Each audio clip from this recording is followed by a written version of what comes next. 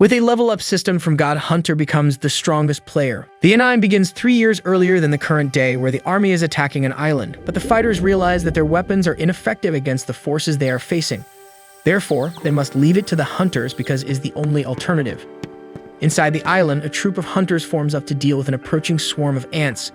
At the moment the insects attack, the regiment captain encourages his troops to hold off the enemies as much as possible, or else the vanguard will be vulnerable.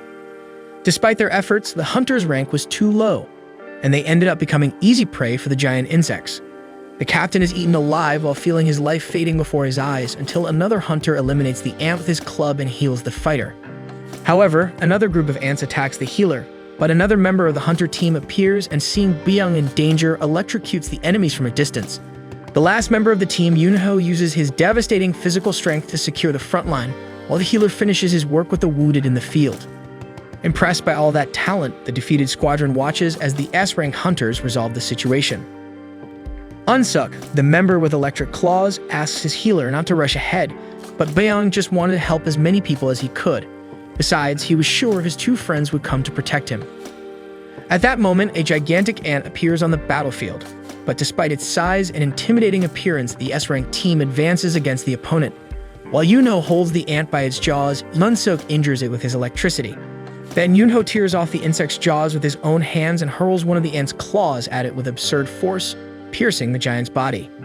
But several other identical ants appear, and Yunho activates an ability that makes him even more powerful, while Unsuk unleashes tremendous lightning on the battlefield. The amount of power is so great that it can be seen from the other side of the island, where the commander of another troop realizes that the S-rank has arrived in time.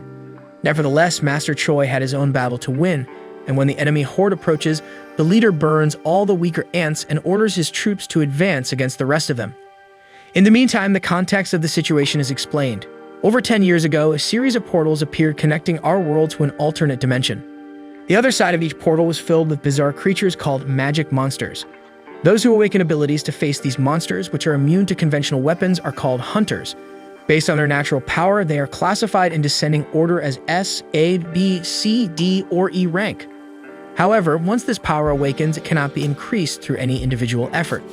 3 years later, a portal has a whole structure to serve the purposes of the hunters, while a group of lower-class hunters gathers around to pass the time and prepare for excursions into dungeons. At this moment, a food truck attendant gives coffee to one of them and wishes him good luck on the raid. One of his friends, Park, arrives at this moment and greets Kim. Kim is surprised by his friend's arrival since he had said he was tired of hunting, but the man responds that his wife is pregnant with their second child, so he needs to earn money from raids because diapers aren't free. And at that moment, the protagonist arrives and all the hunters are messing with the guy, greeting him or making some joke. Since he drew attention upon arrival, Park asks if the guy is so strong that everyone wants to talk to him. However, Kim claims it's the opposite. As the boy is known as the weakest hunter of humanity, people kind of adopted him as a mascot, so he is well known. Once he ended up in the hospital after participating in an E-rank mission. At least when he is called, everyone already knows that the raid will be easy. And as sun approaches, the two hunters try to lower their voices so the guy doesn't hear, but he had already heard everything, resigned to not being able to argue against facts. Right in front of him, his friend Joki shows concern for Jinwoo Sung being hurt once again and insists on knowing the origin of the wound, even though the guy avoids talking about it. Then he comments on the case known among the hunters, the famous E-rank portal raid, where Jinwoo was the only one injured and went straight to the hospital. Since all the other hunters were of higher rank, no one saw the need to bring a healer, so it fell to the young man who ended up lagging behind. Betrayee argues that they were selfish and didn't think about the group's needs, but Jinwoo takes responsibility, saying it's his fault for being weak, and that he's already used to being treated that way. The raid is about to begin, and one of the hunters volunteers to be the group leader. Since everyone around recognizes that Song Cheol is the most skilled of all, there was no objection. Soon, the team enters the portal, and before Sung enters, Kim asks him to stay behind the rest of the group and be careful not to get hurt. Joey tries to motivate the boy and also enters, while he stays behind and observes his knife with almost no magical power, which was the only thing he managed to buy. Still, it's better than nothing, so Jinwoo Sung promises to do his best this time. Far away, the president of the Hunter Association, Go Gunhee, talks to his assistant, reporting that the conversation with the government was the same as always. They accuse dungeon breaks of being a problem, but still want the resources that hunters collect from them. Go doesn't mind them wanting a piece of the pie, but he wishes there wasn't so much hypocrisy in it. After all, dungeons are the livelihood of hunters. They live off what they sell from these dungeons, and the most valuable example of this is the stones collected from defeated monsters, essence stones. And finally, Jinwoo achieved his first victory after putting in a lot of effort for it. Despite that, another creature emerged, attacking him. No matter how hard he tried to confront it, when attempting to thrust his knife into the enemy, his weapon was completely shattered. In return, the monster drove a sword into the boy's abdomen. Park arrived at that moment and eliminated the enemy, but he soon had to return to the front lines and Sung was bleeding heavily. So Juri took charge of healing her friend. While receiving treatment, Sung observed the fight of his companions. His vision grew blurrier as he wished he could be there in the battle. Returning to the president, he explained that the most expensive essence stones are collected from the strongest monsters. These stones can be transformed into powerful weapons and equipment to fight against other monsters. In addition to these stones, mana crystals serve the same purpose but are less potent. The assistant then asked if the government had another intention in using these items. Go explained that their intention was to use the materials as a source of energy, as it is a cheaper and more efficient form of energy than current ones, and it also pollutes the environment less. This is why there is so much pressure on the hunters. The cleanest and most effective energy source comes only from resources extracted from dungeons. In Sung's mission, the team finally defeated the dungeon boss. Seeing everyone celebrating the victory, Joey asked her friend if he continues trying to be a hunter out of stubbornness. After all, if he continues like this, something more serious could happen at any moment. Today, for example, the injury was not just in the abdomen, but throughout the body. Sung apologized for the trouble, but Joey scolded him, saying she doesn't want apologies, she's just worried about him. Meanwhile, other hunters were collecting loot, but this dungeon didn't have many mana crystals. Everyone was worried about the payment they would receive from selling the items. Sung at least only had the rank E essence stone that he obtained almost at the cost of his life. During this time, the hunter discovered a tunnel inside the dungeon, indicating it was a double dungeon, a new opportunity to get quality loot. However, the squad leader was cautious and informed his subordinates that in extraordinary cases like this, the standard procedure is to await orders from the Hunter Association. Other members questioned this stance, fearing they would send other hunters who would take the remaining loot. Besides, the tunnel was still part of this rank D dungeon, so there shouldn't be a problem. Song Cheadle decided to take a vote on whether to enter the tunnel or not. It ended in a tie 6-6. However, some hadn't voted yet, so he was responsible for the tiebreaker. He considered that a D-rank dungeon was too dangerous for him, but since his father was missing, he was the sole provider for his family. So he had no choice. He needed to pay for his mother's treatment and his sister's college. After his reflection, he chose to dive in. In the moment when the weakest hunter seeks his breakthrough, Hunter Association is recruiting new members. Candidates line up to test their abilities, and an examiner evaluates each one's rank with a black sphere that citizens touch for scanning. A representative passes the results to Master Choi, informing him that a B rank and 2 C ranks join the guild. The chief emphasizes that gender and age don't matter. If a person has talent, they must receive a contract offer, even if they're not a Chaha. Meanwhile, in the most Brazilian street in the Anaheim, 2 guys on a motorcycle snatch a purse from a girl and speed away with the victim's belongings. Along the way, a woman in a pink cap stands in the middle of the street, making the thugs nervous. They continue accelerating and the woman jumps over them, surgically retrieving the purse. In the process, the motorcycle skids, and the woman returns the bag to the victim. The entire population witnesses this act of heroism and approaches Hunter Chaha, a renowned S-rank associate, for a photo. Before being photographed, she expresses annoyance at all the attention and leaves for some peace. Back in the dungeon, 40 minutes have passed since they entered the tunnel. Since the portal stays open for an hour after defeating the boss, they still have 20 minutes to get what they need and leave. Jinwoo Sung takes the opportunity to apologize again for putting them in this new predicament, as Joey voted against the new expedition. However, she gets irritated and reminds him that he would be dead if the sword strike had been a bit higher, so he should be more careful before entering places even more dangerous than those that nearly took his life for good. Jinwoo reflects on the scolding and acknowledges that having a B-rank healer by his side is a significant advantage. The girl asks to be rewarded with a dinner, and Jinwoo's reaction makes it seem like he'd prefer another sword in the stomach. Further ahead, the group reaches the boss's chamber. Even though the colossal gate looks intimidating, no one wants to leave empty-handed, so they decide to enter anyway, considering they've come this far. Before that, the president of the Hunter Association introduces himself to the newly awakened and warns that no one is obliged to become a hunter, but once they make that choice, they must remain vigilant at all times, no matter how powerful they may be. As a final piece of advice, he asks all candidates to fear because fear keeps the courageous alive. Thus, the expedition group enters the boss's room and finds several ancient statues. Among them, one holds inscriptions about the commandments of the Temple of Kartnan. The leader of the hunters steps forward and begins to read. First, worship God. Second, praise God. Third, prove your faith in God.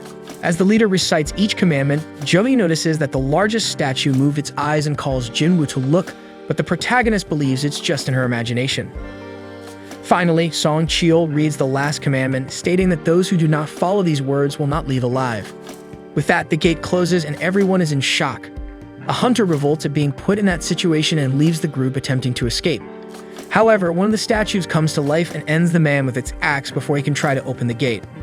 As she annihilated a D-rank hunter as if it were nothing, it makes no sense to have a monster of that level in this lower level dungeon.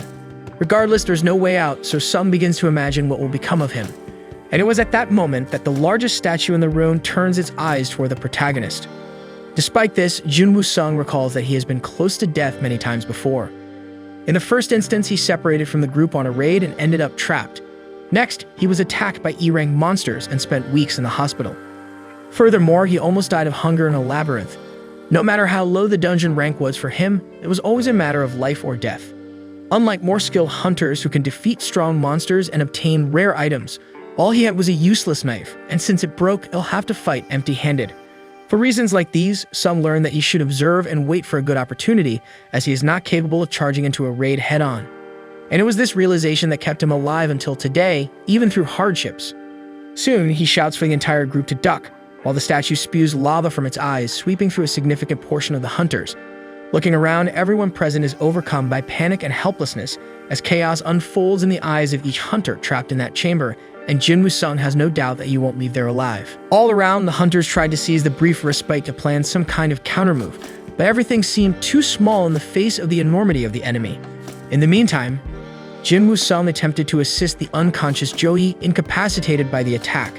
Song Cheol expressed gratitude to the young boy for his insight, acknowledging that he had anticipated the attack, instructing everyone to take cover, thus saving some lives. Jinwoo observed their leader and noticed his arm had been torn off.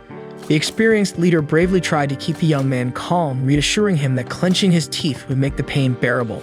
However, they needed to stop the bleeding before things took a turn for the worse, so Jinwoo did his part and covered the wound with gauze. During this act, Cheol mentioned he would have asked for treatment for Jogi, but she didn't handle pressure well and usually participated only in easy raids despite being a B-rank healer. He shared that he had been in 2 B-rank raids himself and had no doubt that this enemy belonged to Class A, maybe even S. As for the temple commandments written on that plaque, they likely referred to a deity represented by the statue. Along with the portals, various supernatural phenomena began occurring in the world. Some of these phenomena affected the hunters, while monsters behind these portals accumulated unimaginable powers. Meanwhile, far away at a school, the protagonist's sister, Jana Sung, talked with a friend. The short-haired girl asked if Jina's brother was indeed a hunter. She confirmed it, mentioning he was an E-rank and usually came home bandaged from his missions. When asked about the interest, the girl evaded the question, whispering that she could surely do a better job than that E-rank hunter. Back in the dungeon, the leader argued that the enemy was too powerful to be destroyed, so they needed to stay calm, assess the situation, and find a safe way out. Despite the precaution, a team member rushed and refused to die there, having just signed a contract with a major guild. Trusting his speed, he assured he could cross the gate before being caught.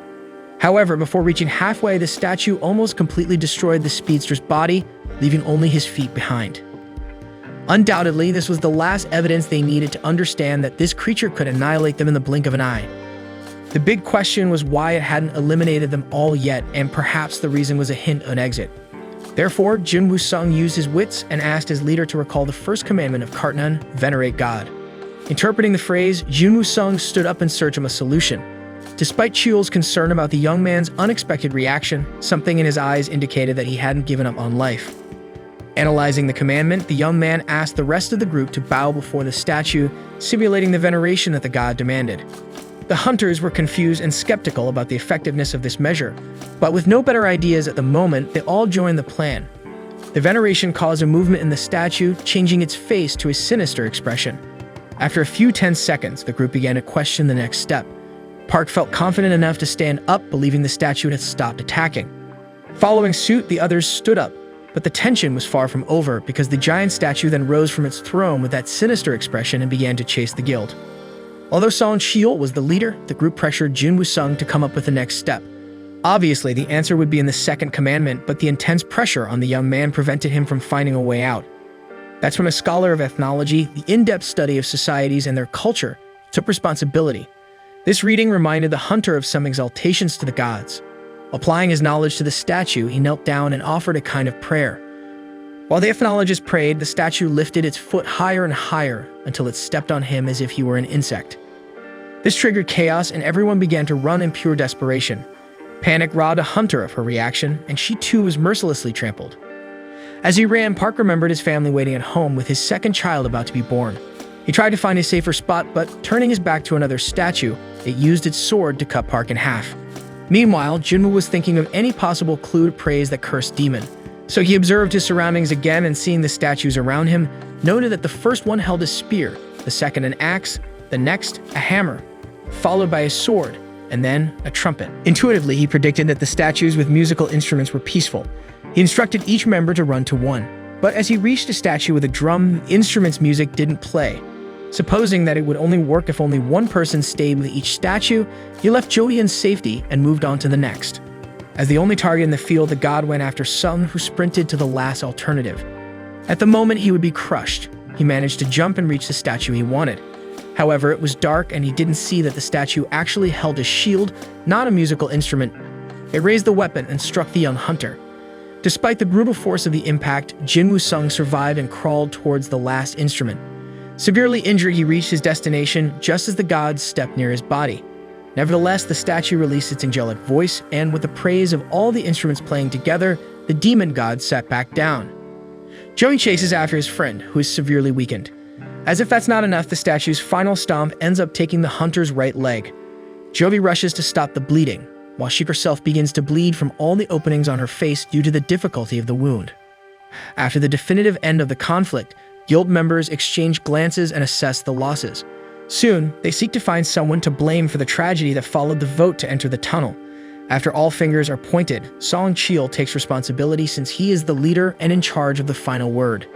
Despite the heated discussion, the god raises his hand and the ground trembles, making the group think it's an earthquake. However, Jinwoo explains to the group that the statue was raising an altar in the center of the hall. As in many myths and cultures, gods demand sacrifices and offerings in their name. Following the third commandment, the next step is to prove your faith in God. In these moments, men need to distinguish themselves from boys, and Kim takes the first move, pointing his sword at Cheol, as he should bear the dishonor of failing in his leadership. Other members try to stop the action, but the leader himself surrenders to the sacrifice and goes to the altar. Their flames ignite around the ritual, but as nothing else happens, Jin Woo-sung asks for help to examine the altar closely. He spends some seconds trying to discern the next step, but with little success. Finally, he considers the possibility of someone coming to rescue them if they continue to wait. However, as the portal has been open for 7 days, the group fears that the statues may start moving again at any moment. After all, it takes a week for the portal to open completely. This process is called a dungeon break, and when it happens, monsters can cross over. In their case, if they fail, the demon god can enter the real world. Unaware of the ongoing events, Jina Sung visits her mother, undergoing painful treatment. Even with her unconscious, Jina updates her on recent matters, discusses her friends, and talks about the national exam results. Then, Jin Woo-sung calls the other members into the altar's circle, anticipating that they will need one person for each flame. Once done, blue fire surrounds the circle and the gate opens. However, the statues in the hall emit a strange glow and move toward the center, leaving the group uncertain about the next move. At this point, Jinwoo discovers that the statues stop moving when you keep your eyes on them. Therefore, everyone must keep their eyes on the enemies until they figure out an escape. However, one hunter panics and decides to run for her life, leaving everything behind. As she crosses the altar line, one of the flames extinguishes and the gate closes a bit. This opens the group's eyes to the intention of the third commandment, to test faith in God with an extreme situation like this. Regardless, this assumption doesn't confirm if they are facing a trap or not. Next, another member tries his luck and crosses the gate, repeating the process of extinguishing another flame and closing the gate a bit more. As he was the last support for the legless comrade, the protagonist falls to the ground. After this escape, Jin Woo-sung tells everyone not to leave because if they do, they will have a blind spot and won't be able to prevent the arrival of enemies. He assumes that the blue flames mark the time, so they can leave once they go out. Kim praises the boy's intelligence, especially since he has been labeled as useless since joining the association. However, Kim has a family waiting for him, so he doesn't want to die now. Therefore, Kim apologizes and flees the chamber. The three survivors now have a blind spot since they don't have enough eyes to cover all statue surroundings. In other words, they can no longer prevent the statues from approaching. Jinwoo starts to cry for coming so far and failing, despite surviving many challenges that tested him. But before the end, Song Cheol tells the two young ones to leave. According to him, it's evident that the gate will close after the penultimate survivor leaves. Since the two still have a long life ahead, they should go. He asks Jogi to take care of Sung, and as the healer prepares to take her companion away, her legs lock and she can't move them. The leader thinks she exerted herself too much to heal Sung, but some action needed to be taken as the siege was about to close in. For this reason, Jinwoo Sung tells Cheol to carry the healer outside. The leader starts to argue, but the protagonist insists loudly that he should take her immediately because there is no other alternative, considering he is without a leg. Jo panics and tries to convince her friend to change his mind, but his response is to give his magic stone to the girl, considering she had invited him to lunch earlier. With this, she could earn some money and buy a special lunch when Jinwoo returns. He promises to get the change from her. Even so, Jui continues to protest, but with no more time to spare, Song Cheol knocks out the young girl and carries her outside. And as soon as the two leave, Jinwoo Sung is alone with all those statues around him, without his leg to run, just waiting for his end, sitting and defenseless. Despite everything, he feels it should have been like this from the beginning. After all, he has always been the weakest hunter. If he knew it would be like this, he would have definitely taken out a higher life insurance policy. Finally, he raises the sword left by Kim and intends to take at least one enemy with him.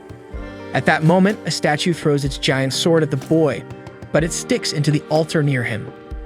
Another statue hits the ground, causing Jinwoo to roll with the impact, leaving him completely exposed to the enormous enemies. With that, the next blow is accurate, tearing off one of the hunter's arms. Praying for his end, the boy remained on the ground with no reaction, just lamenting not having another chance to do things differently. Meanwhile, another statue crushed his body with its hammer, breaking his bones. At that moment, despite the pain, Jinwoo Sung is proud of having at least reached this point. As he tries to stand again, a colossal statue pierces his right shoulder completely, impaling the boy on the wall. Miraculously alive, he spends his final moments harboring hatred for hunters like Kim, despising the fact that he said he couldn't take it anymore and had to leave. After all, it's logical that nobody could endure being there anymore. He was just justifying his own selfishness. It's always the most selfish ones who benefit the most. Jinwoo has a terminally ill mother, but even so, he decided to sacrifice himself for the group, leaving her and his sister alone, only to end up being massacred in the most painful and lonely way possible. Next, the sword-piercing Jinwoo is lifted high, causing extreme pain to the hunter, who is then thrown from a height of 20 meters and falls backward onto the sacrificial altar.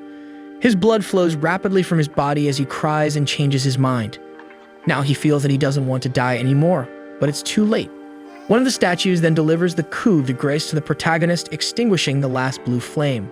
Following this, a screen opens with a notification about a secret mission called Courage of the Weak. This notification alerts someone that they have acquired the necessary qualifications to be a player, and then asks if they accept. Once the proposal is confirmed, another screen opens, warning that this person's heart will stop in 0.02 seconds if they don't accept, and then other options between yes and no are presented on the screen. In the end, the player goes ahead and accepts again. Suddenly, Jinwoo Sung wakes up in a hospital bed. Desperate, he looks over his entire body, recalling the limbs that were crushed by the giant statues. However, his body was intact with all his arms and legs, and there was no sign of the chest puncture. At this moment, two men enter the room, and one of them introduces himself as Woo Jinchul, the administrator of the surveillance team of the Hunter Association. Beside him is an assistant named Kang Tashik. First and foremost, Jinwoo Sung wants to know what surveillance wants with him. Woo informs him that the boy was unconscious for 3 days. As for his mission companions, Song Cheol lost an arm and probably won't be able to work as a hunter anymore. Lee Jo-hee, on the other hand, is traumatized and receiving psychiatric treatment. Due to her condition, the administrator is unsure if she will continue in the profession. Considering that only 6 hunters survived this dungeon, and everyone knows it's a very dangerous job. Despite the tragic outcomes, Woo mentions that such incidents are rare.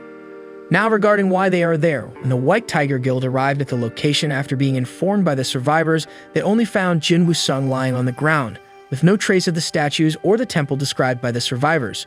However, since there was no inconsistency in the report and the remains of the deceased were at the scene, Jinwoo's group was removed from the list of suspects.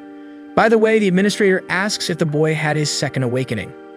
The awakening determines a hunter's power and it's supposed to be unchangeable. However, in rare cases, a hunter can undergo a second awakening. This bypasses the rule of immutable power and can elevate a hunter to rank A or even S. To measure the protagonist's new strength, a manometer is brought to him. Since he survived instant death level monsters, it's highly likely they are facing a new prodigy. After Jinwoo places his hand on the device, the screen displays the number 10. He was excited to discover his new rank and insists that the surveillance team reveal the result quickly. However, Woo Jinchul informs him that he misunderstood and apologizes to the young man. Outside, Kang Tashik seems frustrated with the test result. Even E-rank hunters can reach up to 70 points on the meter, so it's as if Jinwoo Sung is just a civilian based on his score. While Kang expresses his dissatisfaction, Woo Jinchul thinks that the dungeon has disappeared, and there's no way to explore it again to figure out how that boy survived. Back to the young man, he laments not getting a good score as he was hoping to level up. But above all, Jinwoo is confused that no one asked about the strange interface that looks like a video game, indicating that he had an unread message. This makes him think that only he can see this thing. He tries to touch the interface, but realizes it's not a touchscreen. The more he concentrates on it, the more some memories come back to him, like when he was about to die and this same screen appeared, saying he met the conditions to be a player and asking if he wanted to enter a mission called Courage of the Weak. Next, his sister appears in the hospital scolding him for not taking care of himself again. Almost every mission he comes back unharmed, but he remains a punching bag. However, as it was a genuine concern, Jinwoo smiles slightly at Gina's scolding. This leads her to think she's being sarcastic, so she threatens to quit studying and get a job if he continues to get injured, as one day, he'll end up crippled and unemployed. Acknowledging his sister's point, Jinwoo agrees to take it easy and then asks if Gina can see the strange interface in front of him. She thinks a doctor needs to examine his head but plays along. As a gamer, Jinwoo explains that this interface looks like a virtual game, asking what to do when an unread message notification appears in a game. Gina explains that normally you just open the message box. As the boy repeats his sister's words, the voice command shows the messages. The first one informs him that he has become a player, and the other says that the daily mission called Strength Training has arrived. Jinwoo tries to remember where he heard the word player, while Gina sees that her brother is fine and says goodbye. Outside, she meets her friend Song again, who believes she is more useful than Jinwoo as a hunter. Meanwhile, the boy delves deeper into the virtual menu, discovering that it is designed to assist in the player's development and not fulfilling the system's determination can result in a penalty. Finally, a third screen indicates that the rewards have already been delivered to him. He still doesn't understand what's going on, so he goes into the details of the strength training mission to take a look. The daily goal was to perform 100 push-ups, 100 squats, 100 sit-ups, and run 10 kilometers.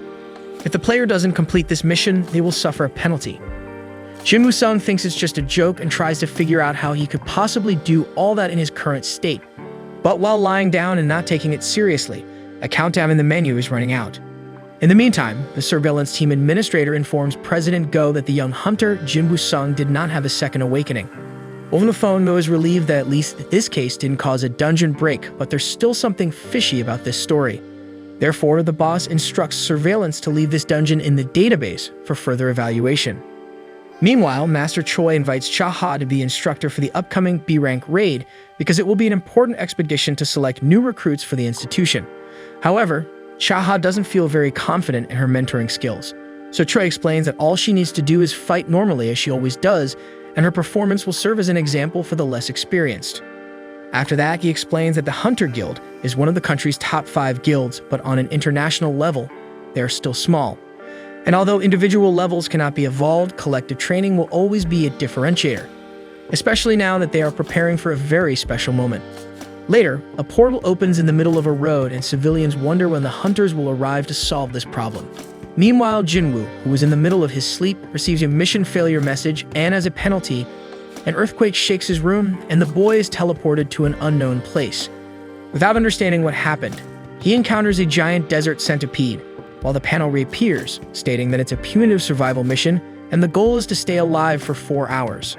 Meanwhile, nurses realize that one of the patients is missing, and even after 2 hours of him fleeing from a monstrous insect, the staff is clueless and doesn't know where to look for Jinwoo. Thus, the boy remains trapped in that alternate world until the countdown ends, and just as the creature is about to strike, time runs out and the desperate boy returns directly to the hospital, receiving the news that he completed the mission and a reward has been granted to him. However, before he can retrieve the item, nurses enter his room and start assisting him.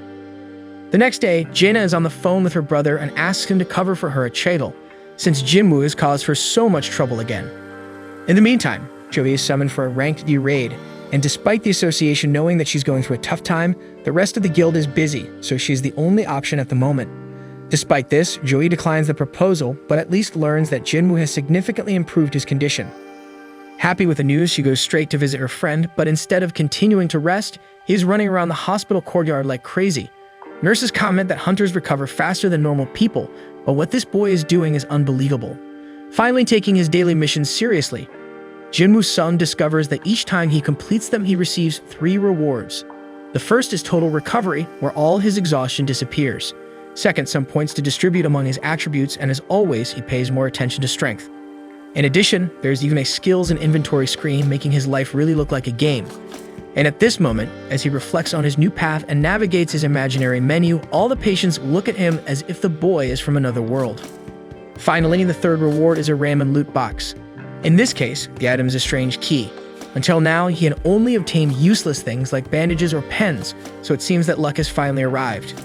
According to the item description, Jinwoo Sung could use this key to teleport to an instance dungeon. The way to use this item is by reaching exit 3 of the Hapjeong subway station.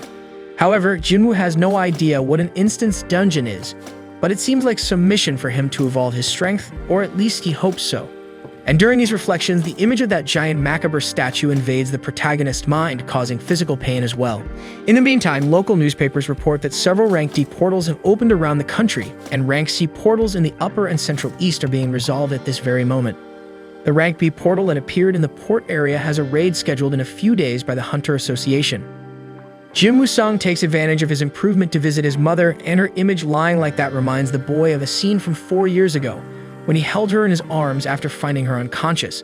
As soon as he takes the woman to the doctor, he and his sister discover that the mother has the eternal sleep disease, also known as final rest. It is a disease that emerged with the appearance of portals and affects approximately 1 in every 10,000 people. There are theories that it is caused by frequent exposure to mana, but regardless, the best that current medicine can offer to those with this disease is support, keeping the person alive, but with no chance of recovery. So knowing that he will have to take care of his comatose mother for the rest of her existence, Jinwoo Sung endured the most arduous and humiliating tasks until he was accepted by the Hunter Association and had a salary that provided access to proper treatment for his mother. But soon he discovers that this profession is far from easy, and in the first few days he already realizes this, falling behind in most raids and getting injured frequently. In one of these expeditions, Jinwoo is kicked out of the group for not being able to help, and when the rest of the team makes it clear that even though they ordered him to leave, he won't receive payment since he didn't contribute. Worst of all, Jinwoo turned to them and apologized for being useless, on top of it all. Probably, this memory is the greatest incentive for him to focus so much on strength attribute points. Next, he embarks on his first solo mission, and upon reaching exit 3 of the Hapjeong subway station, he opens a lock that formed in front of him, and a portal opens. Upon crossing, he receives a message notifying him that he has entered the instance dungeon. The entrance behind him closes, but people around him continue to cross as if nothing is happening. With this, Jinwoo realizes that instance dungeons place him in a different dimension, just like red portals. Then he receives another message saying that he cannot leave until he kills the boss or uses a teleportation stone. Thus, he descends the stairs and comes face to face with 3 goblins. Images of him being gravely wounded by a creature of this race come back to him instantly, but this time he has no choice. No one there can help, and there is no easy way out of this dungeon. For this reason, he faces the enemies head-on, defending against their attacks until finding an opening for an offensive move, and on the first try, he slashes through a monster with his sword. Then he pierces the second goblin and also eliminates the last one. Thus, even though he is exhausted, he notices that he is indeed stronger. But now he really has to put it to the test as a lichen with a metal jaw enters the fray and destroys his knife. Jinwoo Sung's legs start to tremble, and sensing the fear, the lichen attacks again, slashing a cut on the hunter's face. After that, the wolf turns back to the target and advances again, each time closer to victory. To avoid the worst, Jinwoo manages to jump to avoid being hit by the pounce. After somersaulting in the air during the evasion, he realizes how light his body has become. Nevertheless, the lichen doesn't give up and prepares to attack again. Jinwoo, tired of taking beatings without retaliating, responds to the lichen's charge with a punch. The impact is so strong that it finally makes the protagonist feel the difference after investing so many points in his attributes. However, even this increase in strength is not enough to defeat the enemy in hand-to-hand combat. Moreover, Jinwoo has no group to cooperate in this fight, so it's just him against the opponent. Furthermore, Jinwoo only has food and water in his backpack, lamenting the fact that he has no magical weapon to defend himself. But at that moment, he recalls his last dungeon raid and pulls out his magical sword from the inventory, countering the Lycan and leveling up.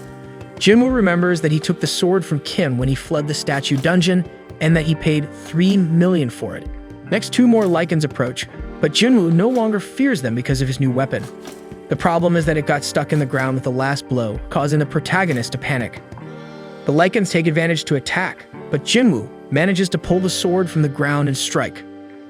One opponent uses its steel fangs to hold the sword, but Jinwoo kicks the monster and then manages to make the cut with his weapon, destroying another enemy.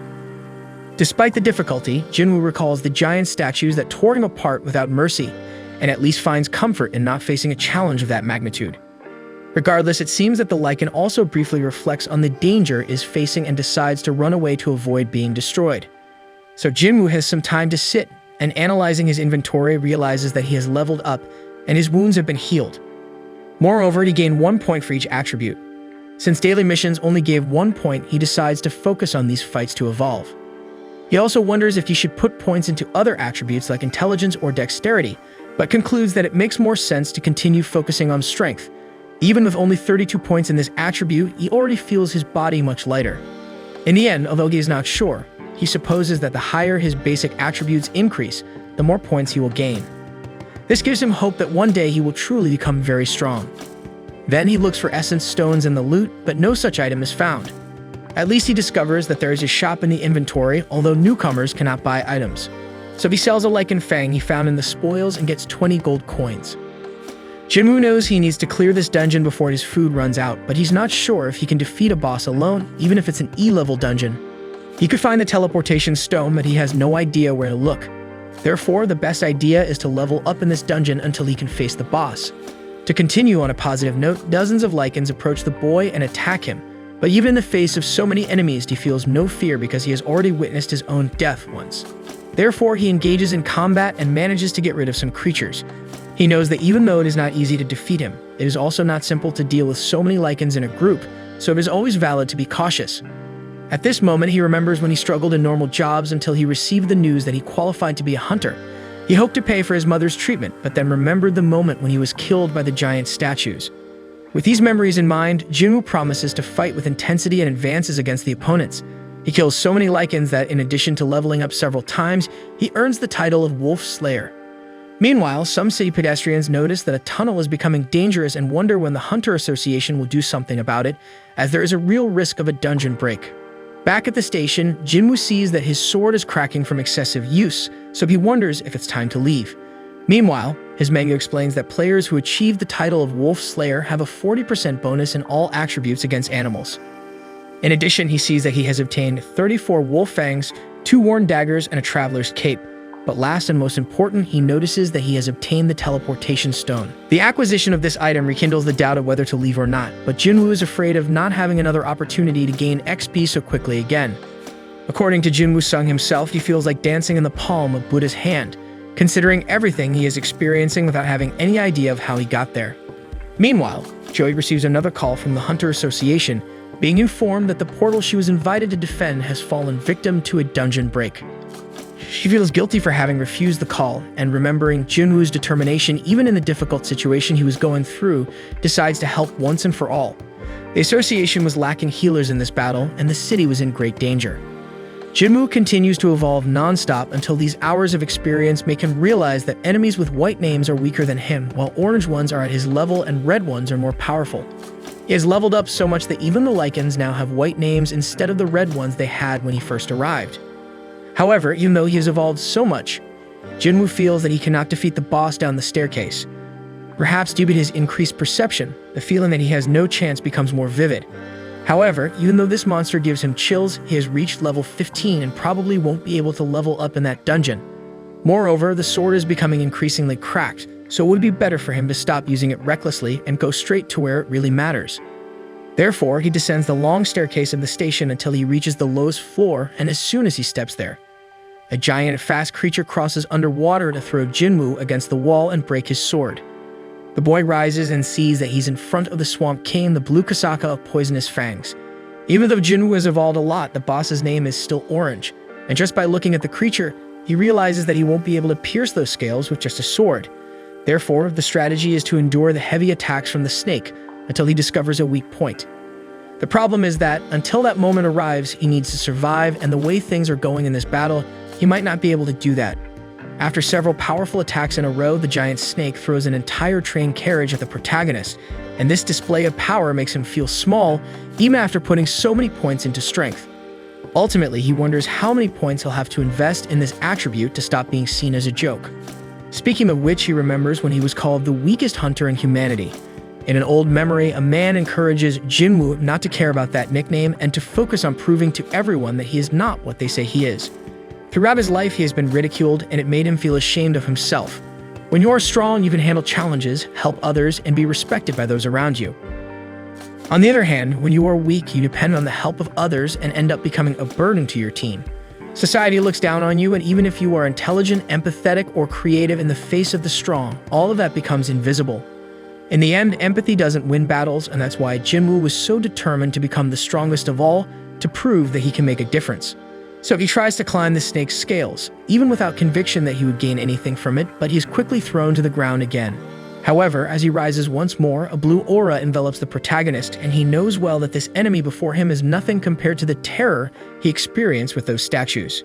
This mentality brings the necessary determination for him to keep fighting, and this time with more confidence. After climbing to the top of the snake, he manages to leap onto the back of its neck, and with the blessing of his numerous strength points, he begins to crush the scales of the blue Kasaka with his bare hands. A snake tries to escape the opponent in every possible way, but Jinwoo Sung's strength is so great that the creature's head is severed. Exhausted, Jinwoo sees his own blood flowing throughout his body with the absurd effort he's exerting, while the gigantic monster lies dead in front of him, and his virtual menu indicates that he has leveled up several times. Moreover, he is rewarded with a dagger made from Kasaka venom. In addition to having double the damage of Kim's sword, it has paralysis and draining bonuses. On the other hand, Jinwoo was afraid to use a venom gland he looted because the effect of this item is to harden the user's skin, but at the cost of the muscles being affected by the Kasaka's venom. So he leaves this item stored away while receiving the notification that the dungeon has been cleared, and for this reason it will be restored to its original state. With everything back to normal, Jinwoo leaves the station and comes face to face with a soldier warning that the boy shouldn't be there after all. You should already be aware of what happened with the latest news. But shortly after this statement, the soldier notices the sword in the boy's hand and discovers that he is a hunter, and for this reason, he apologizes for everything he said and takes Jinwoo Sung directly to the ongoing battle. During the walk, the protagonist sees the wreckage of a dungeon break along the way, and the soldier warns that almost everything is under control, but the most dangerous creature is still missing. Through his perception, Jinwoo feels that this monster is nearby through a blue light shining in another part of the city. On the other side of the buildings, a huge golem terrorizes the city, while ordinary citizens are controlled at a safe distance, and the hunters take the front line against the invader. The commander of the hunters tells the healers to do everything to keep the tank standing, but the damage dealers of the group are not managing to hit the monster enough because they need hunters who use magic. Jinwoo notices that this group was put together hastily, so they have no synergy together. Moreover, there are 6 rank E and 2 rank D, so they are too weak for such a threat. Despite all this, he sees a rank B healer in the middle of the battlefield. It was Joey being urged by the other healer in the team to do something useful since she was paralyzed by fear. She tries to cast a healing spell, but the image of the evil statue invades the girl's mind and shakes her again. Jinwoo observes the difficulty of his friend and does not judge her because, in addition to witnessing the same trauma, he was once like her, consumed by fear and unable to react. However, not anymore. In the face of this creature, Jinwoo knows that it is of rank D, just like the giant snake at the station, so he has a chance to help in the fight. Therefore, he leaps towards the enemy to support the hunters and breaks the enemy's defense to leave it vulnerable. Thus, the rest of the group attacks and causes real damage to the opponent until they destroy the golem. The team's tank is amazed at the power of whoever threw that magical sword, considering that a group of 10 hunters was having so much difficulty facing this enemy, even in good numbers. Looking for the author of the magical strike, the tank asks a soldier who threw that sword in the middle of the battle, and the soldier looks back in an attempt to find the guy, but Jinwoo was already far away. The tank wonders what level this hunter must be to be able to do that, while Joey seems to know that it was her friend who caused that turnaround in the fight. As for Jinwoo Sung himself, he seems much more mature and aware of his ability, But he didn't even imagine that that single blow could cause all of that, so he believes that the golem was already quite weakened by the time he arrived. The next day, Jinwoo is hitting the gym hard, while some nurses comment on how handsome this patient is in addition to having an incredible body. When this patient arrived, he didn't attract much attention, but he hasn't stopped exercising since then and got ripped, and that happened too quickly for the short time he's been there. Shortly after, one of these nurses enters Jinwoo's room and sees him shirtless. She feels embarrassed for being attracted to the guy's body and ends up speechless, but soon she composes herself and informs Jinwoo that he'll be discharged today, asking how he's feeling. He replies that he's feeling great thanks to the nurses and her colleagues' work. The nurse thanks him for the compliment and informs him that he should go down to the reception so they can take care of the paperwork. Jinwoo feels grateful for the care he received and heads for the stairs, but before he leaves, the girl gathers courage and asks for his number. Innocently, Jinwoo thinks it's to send the test results to her after discharge, so he gives his contact to the girl. Meanwhile, on the Ultra Morning newspaper, the presenter receives a very special guest named Baek Yoon-ho, one of the country's 7th-rank hunters. Due to his high level, the presenter asks if the hunter's daily life is very hectic and wants to know what he does when he's not in dungeons. Baek replies that every day is a training day and that it's necessary in addition to always being in combat to keep reflexes sharp. But in his case, he has developed the habit of training all the time because he used to be a firefighter, and in that profession, the smallest mistake can cost a companion's life, and that thought has always guided his path. Jaina was watching this program before leaving for school, but she soon realizes it's time to leave, so she was to say goodbye to her brother. He had just woken up, so she informs him that yesterday's leftovers are in the fridge while noticing her brother's ripped abs. Therefore, she asks if he's been working out and if the gym makes you taller, since he seems taller now. Then she jokes that she didn't know men grew even after they got old, and then she gets ready to go to school. Before she leaves, Jinwoo reminds her to take an umbrella, but Jaina finds it too heavy, besides it's very sunny today. However, Jinwoo is devoted to the popular saying that prevention is better than cure, and stuffs the umbrella into his sister's backpack. With Jaina's departure, Jinwoo opens his training menu and sees that he has already completed all the day's tasks, except for the 10-kilometer run, which he left for later. As for the muscles he developed, he wonders if they are the result of the strength stats he has focused on more, or if he'll end up looking like a bodybuilder if he keeps working out. And speaking of that, he hasn't used the points he gained from the last level. Reflecting on where to allocate them, he concludes that strength is the most important to him, but that absurd damage is useless if he doesn't hit the blow. Therefore, it seems like a good idea to invest in agility. Vitality is good to have, and perception has been very useful, but he's not sure about intelligence. It seems to be related to magic, so he's not sure if he needs it. Anyway, he decides to level up strength, agility, and perception. Right at that moment, the owner of the house he rents calls to collect this month's rent, as Jinwoo hasn't paid yet, and the tenant promises to pay as soon as possible. After ending the call, the protagonist looks at the screen of his cell phone and wonders if this experience he's going through is some kind of second awakening, but now that he can easily kill goblins, maybe paying the rent shouldn't be a much harder challenge. Instead, he prefers 1,000 times to face a battalion of goblins. And maybe that's the solution to paying the rent, so Jinwoo enters a hunter's app, where they act in raid services in exchange for money. Jinwoo is looking for a higher level challenge to score some good money, but he imagines that nobody will accept a rank E in this type of difficulty. For this reason, maybe it would be better for him to ask for a revaluation and who knows, rise in rank to have more chance of getting higher paying jobs. However, Jinwoo remembers that he underwent a red awakening, and that this is extremely rare to happen, and the fact that he is a hunter who can level up would attract all the world's attention, and the press would throw all the world's expectations on his back. Because, as they say, the nail that sticks out gets hammered. So he decides to take a break until he learns to defend himself better and understand his abilities. And in the meantime, a notification arrives on his cell phone. Hours later, Jinwoo had just completed his daily run and went to collect his reward, which besides full energy recovery and plus 3 attribute points, gave him a random loot box. Then, a group of hunters approaches and their leader, Hwang Dong-suk, is the first to greet Jinwoo. A guy who was right behind recognizes Jinwoo, remembering him as the weakest hunter in humanity. The other members of the group start laughing, but Dong-suk tells them to stop clowning around and apologizes to the newbie for the comments. Despite this, the boy doesn't seem as psyched as he used to be in the past and soon asks the team leader about the next steps. Dong-suk informs him that they're going to a C-rank dungeon and they need at least 8 people to enter, and at least half of those 8 need to be rank C. Since Jinwoo won't fight, he won't be entitled to a share of the loot that they will pay 2 million for participation. As the man spoke, Jinwoo analyzed that the group has 4 C-rank members and 2 D-rank members. So he agrees to the terms and asks what his role is in this raid, and the boss replies that he'll carry everyone's luggage such as food, clothes, and equipment in addition to a first aid kit. Jinwoo asks if they intend to go without a healer, and the leader recalls how difficult it is for independent groups to find healers, but as they've always done without a healer, they have experience with it. Jinwoo understands the reason, but thinks it's crazy to enter a dungeon with practically only tanks. Then Hwang passes the pen for the young man to sign the contract, and he reads that one of the conditions is that the group is not responsible for anything that happens inside the dungeon. Still, he signs and hands over the document. Soon after, the last member to meet the quota arrives on the team, a 21-year-old D-rank hunter named Yoo Jin-ho.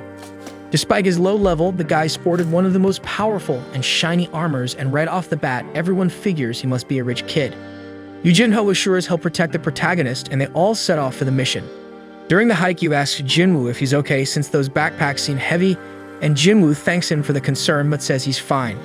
Later, the 21-year-old starts recounting the story of the former company president they were passing by who fled abroad 2 months ago, taking away 900 billion embezzled.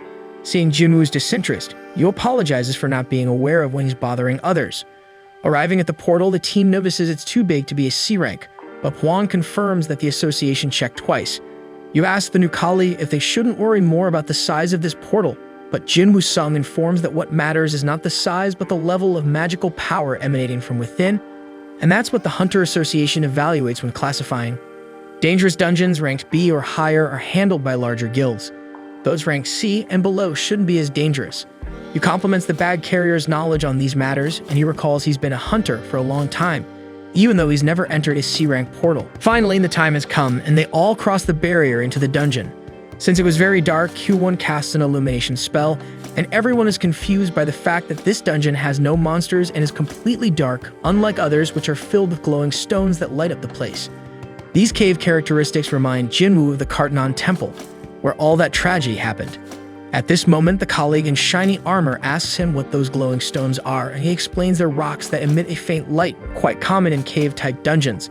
With this new information, Yoo recites all the stones he learned about, including the Essence Stone obtained from magical monsters, the Mana Stone, which can be mined from dungeons, and this glowing stone, which illuminates caves.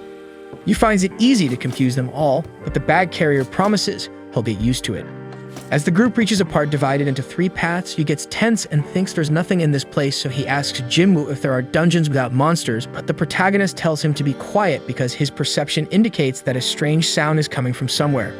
Therefore, magical monsters are around there somewhere, just haven't shown themselves yet. With the discovery, the team prepares for any imminent threat, while Jinwoo wonders what kind of creature hides in the shadows and is attracted by light, and soon concludes they're insect-type monsters. At this moment, sounds coming from all sides seem louder and more intense, and the whole team seems like they're going to panic because they can't see any enemies. They look to all the tunnels for any sign until a bunch of giant ants emerges from above. Apart from Q1, the archers try to prevent the enemies from getting close, but soon they manage to reach the ground. Therefore, Dong-suk uses a provocation skill to attract all opponents to him. And with this protection, Q1 has time to cast a powerful spell that eliminates several enemies at once, giving the rest a chance to advance toward victory. Watching the fight, Jinwoo recognizes that this team is very well coordinated, and indeed, they must have been fighting together for a long time. And as for Yoo Jin-ho, it seems like the equipment makes up for the lack of skill. But even though they're doing well, something doesn't seem right in this story. Soon the battle is won, and the members divide all the essence stones among themselves. Dong-suk thanks the bag carrier's perception for anticipating the trap, and Jinwoo replies that it's just part of his instinct.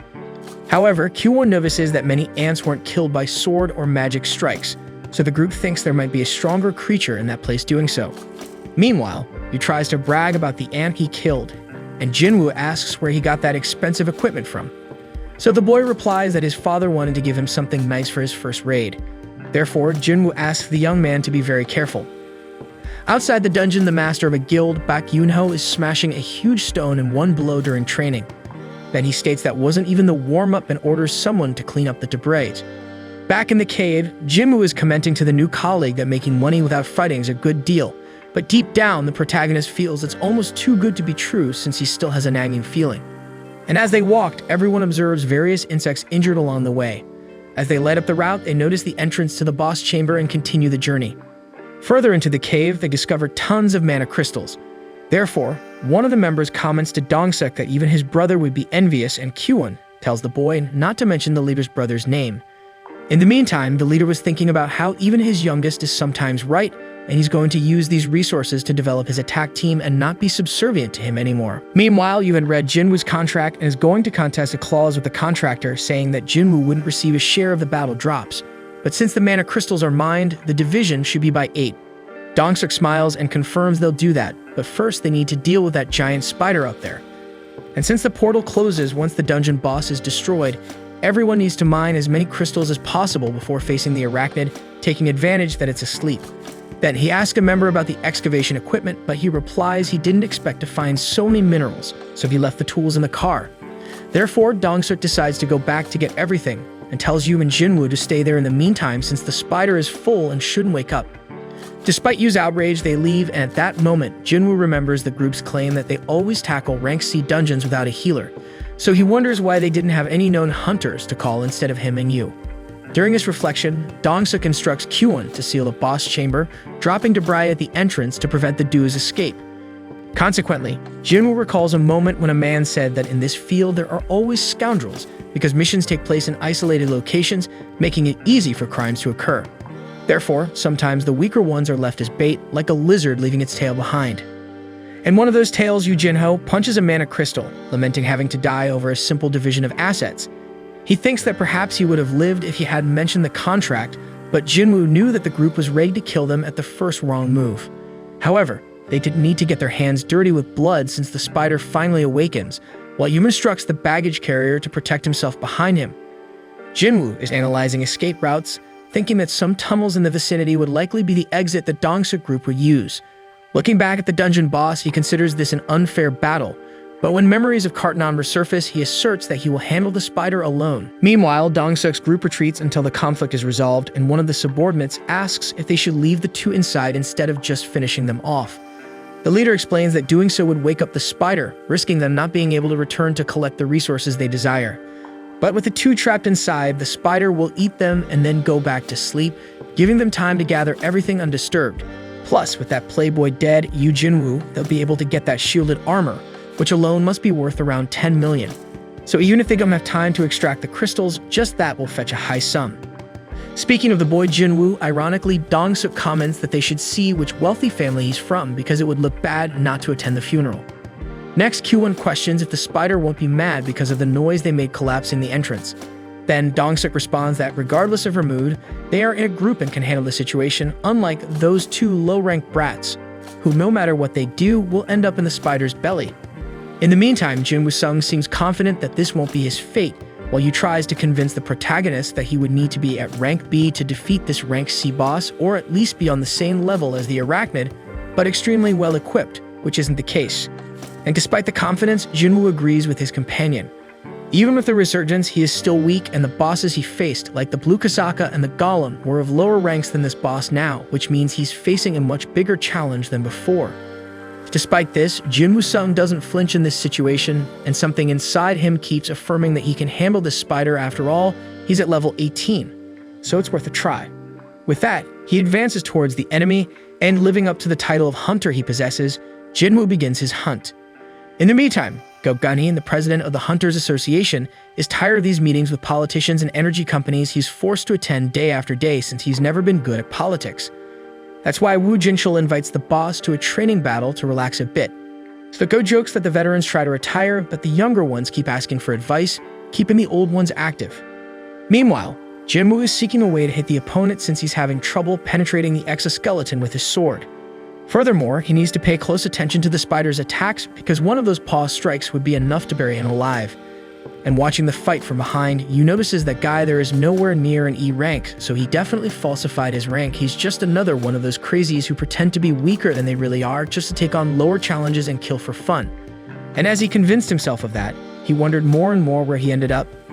Meanwhile, Jinwoo was getting more and more tired and seeing his speed gradually decreasing, which means he needs to find a way to turn this game around before he becomes an easy prey for the spider.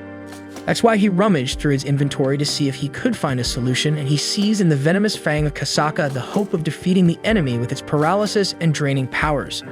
Therefore, the hunter must find a weak point to penetrate the spider's skin, and the dagger's poison would take care of the rest. However, the enemy had a trump card up its sleeve, releasing acid onto the battlefield and showing Jinwoo that he couldn't approach thoughtlessly.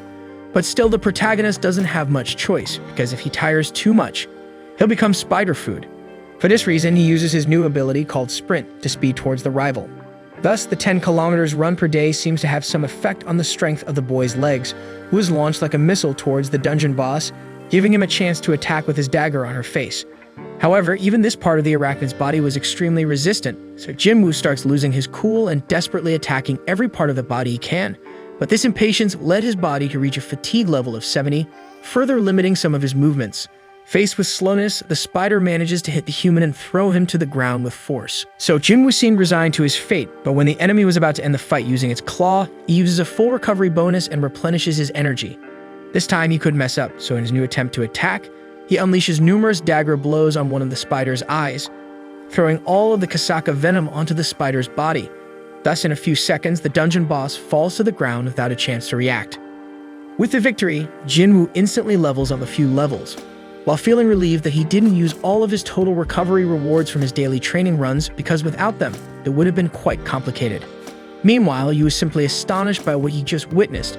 He simply can't believe that the ranky baggage handler from his expedition group was able to defeat a giant rank C spider, so now he's sure the guy falsified his real level. And during his thought, the protagonist collects the essence stone from the cave boss and wonders how much such a thing must be worth.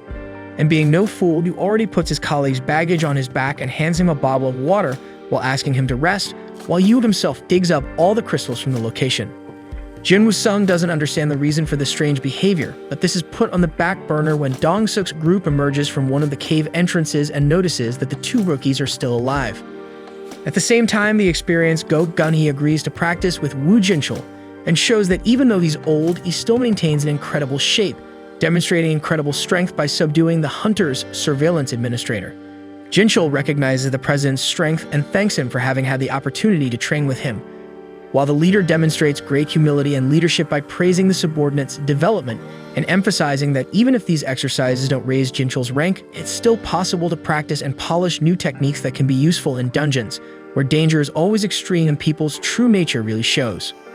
And this nature becomes more evident in Dong-suk and his team as they delve into the chaos and upon seeing the spider carcass conclude that it was probably a much weaker creature than they imagined to be defeated by two weaklings like that. At least that rich kid used expensive armor seems to have tanked the dungeon boss. So Dong-suk remarks that this rich kid's equipment seems to be quite useful and asks if his father is Yu Myung-in, president of Yu Construction. Since the guy didn't deny it, the leader sends a proposal to him, where he should finish off Jinwoo-sung to become an accomplice to everything that happened there and have his life spared. Dong-suk had no intention of keeping the daddy's boy alive, but seeing the dungeon boss's corpse there on the side, he fears that this armor might have some special bonus that he can't predict, so he wanted to expose the user to a new conflict to analyze the real power of this equipment.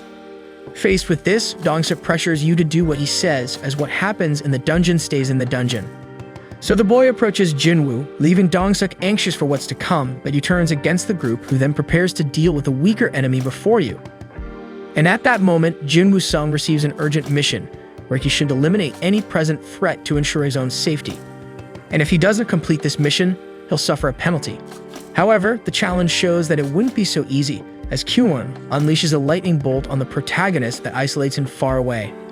Meanwhile, three friends meet at a cafe, and a green-eyed girl named Heejin is asked about how things are going at the White Tiger Guild. She replies that everything is as it has always been, while her blonde friend, Gina, says that the Hunters Association is also the same. Then Heejin asks if it's true that Gina is going to start an A-rank dungeon training with Cha-ha, one of the guild's legends. Gina explains that it has already happened, and on that occasion, they were having problems with a powerful creature from the elite dungeon until Cha-ha ended the monster as if it were the easiest thing in the world, leaving everyone amazed, but especially Kikun, since he was a candidate for captain of the attack squad. By the way, Jenna asks about that guy, Chul, who also intended to be captain, but Heejin doesn't think he's anything special. But despite everything, we're still in the Hunters Guild and the White Tiger, the biggest ones so far, unlike other organizations with sinister stories about mysterious deaths of their members in dungeons. In the meantime, Jinwoo seems dead in the eyes of those present, but he still lives, reflecting deeply on why the world is a place of so many lies and betrayals. Jinwoo was careless again and underestimated the evil that people are capable of, and this time even the system that guides him wants him to kill people. Strangely, it seems that this device wants to keep him alive and strong. And since the system wants to use Jinwoo, Jinwoo will also use the system. As he slowly advances against the enemies laughing at him, the protagonist thinks about how the law of the jungle prevails in such places. Then Junti asks to leave the world's weakest hunter with him, then embraces Jinwoo and asks what an E-rank fool can do against them with his arrogance. Therefore, Jinwoo shows in practice what he had in mind by separating the enemy's head from the rest of the body. Dong-suk knows that Junti was careless, but still he was a D rank. The E rank that ended his life doesn't feel so bad for having killed his first human. After all, he has no choice, and if only the strongest survive, Jin Woo-sung will finish standing. With that in mind, he moves like the wind towards each of his enemies and knocking them down one by one without giving them a chance to be touched. Even the talented Kyu-won is eliminated second to last without much effort, until only the leader of the expedition group, Hwang Dong-suk, remains. Seeing his team being massacred in a few seconds, the boss realizes who really killed that giant spider. But unlike his subordinates, Dong-suk is a distinguished C-rank hunter, and he shows it by using his enhancement ability. Soon he analyzes that Jinwoo must be tired after facing the spider and his companions.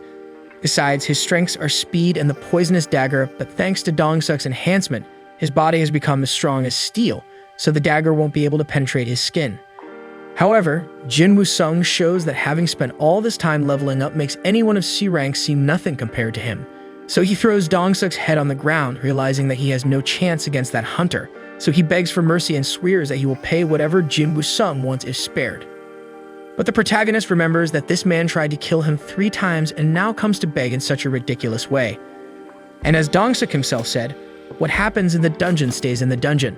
Faced with the end, the man tries to flaunt his influence, warning that he is the brother of someone important, but Jinwoo couldn't care less and ends the service right then. Later, the guild investigator isn't buying the story that all the C ranks were wiped out and only the D and E ranks remain. Besides, the protocol officer takes a look at the Playboy's car, seeing that it's the Carrion Longsword from Maya Company, and gets excited about this new release she's been waiting for. Meanwhile, Jinwoo sees the rewards from the mission, where he notices this skill, Killer Intent, which reduces all enemies' attributes by half and can be applied to multiple enemies at once. After the investigation, Yu is thanking Jin Woo-sung for everything that happened in the dungeon, but the protagonist is only concerned if his sister is using the umbrella he asked her to take earlier today. Meanwhile, on a high altar of a building, a new character is about to be revealed. The next day, news reaches Jinchul that 6 hunters were killed in a C-rank raid, with only 1 D-rank and 1 E-rank survivor. Jinchul initially assumes it's another case of weaker members fleeing after the stronger ones were killed, but his assistant reveals that both survivors left the dungeon after defeating the boss. Yu Jinho, the D-rank, possesses expensive equipment, and the other survivor is Jin Woo-sung. Upon hearing this name, the administrator becomes pensive and more interested in the case. The assistant adds that one of the deceased in the dungeon was Dong-suk, Dong-su's older brother. Turning to the protagonist, his sister sees him returning home with fried chicken and asks what good thing happened for him to do this, but he replies he's unsure if it was good or not. He then reveals he saved money for their mother's treatment, while his sister jokingly remarks that he's finally stopped being stingy. Afterward, they sit together and Gina comments that Jinwoo returned from the dungeon without a scratch, indicating his team must have been very strong. Jinwoo confirms they were indeed strong, while memories of the actual situation flash through his mind, a true massacre that Jin Woo-sung orchestrated without hesitation.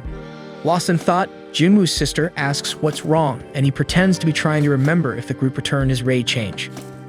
Jaina is reassured by this explanation, and Jinwoo reflects that as long as he stays alive and protects his family, everything will be fine. If that involves repeating what happened in the dungeon, so be it. He'd do it all over again. Suddenly, a message arrives informing the protagonist of a harmful substance in his body, but the system quickly notifies him that he's been detoxified. Thus, he bids his sister farewell and heads to his room. Upstairs, he realizes he can't get drunk even after consuming many cans of beer because apparently the system has a function that breaks down alcohol. Pondering this, he searches until he finds one of the rewards for completing the mission, an ability called Blessing, which grants him immunity to toxic and foreign conditions, as well as enhancing his regeneration capacity. Realizing this was the reward from the double dungeon, he understands how he was able to regenerate his severed limbs. As night falls, Gina informs her brother that someone named Yu Jinho is on the phone. Seeing beer cans scattered around the room, she advises him not to drink so much as it's bad for his health, and when she becomes a doctor and has to treat him for it, she'll refuse. Sometime later, Jinwoo meets with Yu and comments that he didn't expect to see him again in this life. After the D-rank thanks the protagonist for saving his life, Jinwoo thanks him in return for never revealing what truly happened in that dungeon. This makes Yu nervous, arguing they acted in self-defense, and then tries to invite Jinwoo to form a group. However, before he can finish the sentence, Jinwoo interrupts and declines in advance, saying he doesn't intend to hang out with the daddy's boy. Despite this, Yu pleads with him to listen, promising he'll be well rewarded. He finally gets Jinwoo's attention and explains he needs his help to complete 20 raids and obtain a guild master license. Since he studied to take over his inheritance, passing the theoretical exam wouldn't be a problem, but the practical part is another matter. Taking the conversation, Jinwoo asks if the boy is the second heir of Yujin Construction, and after confirming, Yu mentions his father wants the company to have his own guild. Jinwoo presumes his father wants to enter the hunter business to be self-sufficient and profit independently from raids. Yu confirms this, adding that the idea is to have an S rank as master and his brother as vice commander, managing the guild like a company. Jinwoo remarks that finding an S rank will be difficult as there are only 9 in the whole country, and the only one without a guild retired, Min Byung-gu.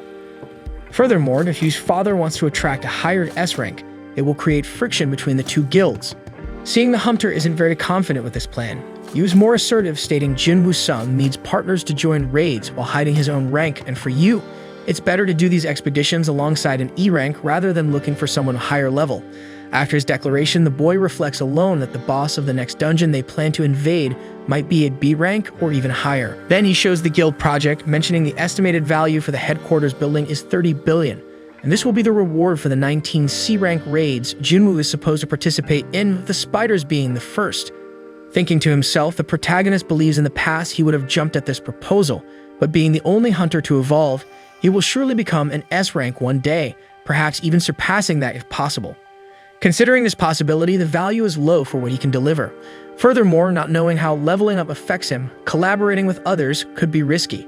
So Jinwoo declines the offer and heads for the exit, but Yu insists one last time, saying if he accepts, he'll take Jinwoo Sung's secret to the grave. In response, Jinwoo looks back at the playboy with an expression that needs no explanation, and that seems to settle the situation once and for all. Later it's revealed that the man on top of the building is Hwang Dong-soo, Dong-suk's younger brother, who has just learned of his brother's death and begins to move his pieces. He demands the case paperwork from his secretary and asks her what would happen if he killed someone in another country. She explains that in a country with a hunter detention and extradition treaty, he would be tried in that country. If there is no treaty, he will be judged by the law of the country where he lives, possibly negotiating a reduced sentence with the government. Being very busy, Dong-soo asks the secretary to make room in his schedule to resolve this situation. But as it would affect the guild, he'll have to wait until there's a gap in the programming. With that settled, he looks at the faces of the two criminals and hopes they'll still be alive when he arrives. Early the next morning, Jaina and Jinwoo are exercising together, and in the middle of their run, Jinwoo asks what the girl would do if she suddenly came into possession of 30 billion. Jaina would pay for her mother's treatment, go to college, and maybe save the rest. She can't say why since it's never going to happen anyway. Jinwoo agrees and tells Jaina she can run at her own pace, then he speeds ahead. Unable to keep up, Jaina comments that the boy may be rank E, but he's still a hunter. In her absence, Jinwoo accepts the reward for another day of training, but before he notices that the system counted the run of the goal, tallying the 11 kilometers he ran instead of closing in at 10 as usual. To clear his doubts, he does 2 more push-ups and notices that this 2 was added to the goal, so he decides to see how far this could go. At that moment, Jaina had just caught up with him, but soon he leaves her in the dust again. After a while, he sees that the system has doubled the goal, so he questions what he ran beyond that. Soon he doubles the goal for all exercises with 200 push-ups, 200 sit-ups, and 200 squats, which unlocks a secret reward consisting of a blessed mysterious box and another cursed one. First, he opens the blessed one, revealing a key to enter the Demon Castle dungeon. Furthermore, it can be used in the Daeseong Tower in Sampagu. The problem is that the acquisition difficulty of this key is level S, which worries the boy. Reading the mission description, he sees that in the Demon King's castle, he can obtain the ingredients for the life elixir, capable of curing any disease through powerful magic. At dusk, he visits his mother and in front of her wonders if this life elixir would be able to bring her back permanently. Holding on to this hope, he decides to pursue this goal. As he opens the portal to the dungeon, he thinks that the dungeon's difficulty could be rank S, just like the rarity of the key. Meaning with monsters like those from Jeju Island, which even troubled rank as hunters. As he prepares to enter, Jinwoo questions whether he will be able to face enemies of this caliber. Entering the dungeon, he confesses to himself that he's afraid, but still he has an instant teleport stone in case he's really threatened. And just as he takes his first steps inside, Cerberus, the guardian of hell, appears before the protagonist, who knows he can't turn back now, always keeping in mind the life elixir he can obtain from there. So he draws the Wolf Slayer dagger, and using his sprint ability, charges at the three-headed dog. Cutting the creature's body several times, he recoils when he notices his attacks have had no effect even with the weapon's characteristic he carries. So he activates his new and stronger technique, the assassination intention, but Cerberus responds with a roar that nullifies the human's ability. Since that's the case, he returns to straightforward combat, but the paralysis and draining effects of the dagger still fail to affect the infernal dog. This time, Cerberus shows his business card and retaliates against the attack suffered, ripping Jinwoo's arm off with a bite, only to then crush his body with his paw. Just with that, the hunter loses almost half of his HP, so he decides to be more cautious and retreats once again. Analyzing his opponent, he discovers that Cerberus is using his Fury ability, which doubles all user attributes for 3 minutes. But before devising a strategy based on this, Jinwoo takes another blow and sees his life points drop even further. So he tries not to stand still in battle to avoid this kind of mistake. Activating his total recovery to regenerate his arm, he returns to the fight and pierces the enemy's eye. But a notification arrives immediately, warning that Cerberus is not feeling any pain. Then the dog isolates and crushes the hunter several times, who can't react to the unbeatable strength and speed of the beast. Meanwhile, Jinwoo sees his HP dwindling, and the fact that he has dropped below 30% of life has imposed a debuff on him of minus 50% damage. Faced with the massacre, the system keeps notifying the player at every moment, making him realize that this is not just any second awakening. At first, he thinks of enduring Cerberus's 3 minutes of fury for a chance, but he soon realizes that it's too risky. So he pulls out his teleport stone to bail out before things go south, but a stomp from the enemy makes the stone fly out of his hand. Now his life was near its end, and he was without the instrument that would get him out of there once and for all. At that moment, he searches the system for a solution, and he ends up remembering the store that the menu offered for potions and such. So he buys 3 basic healing potions, which heal a few life points.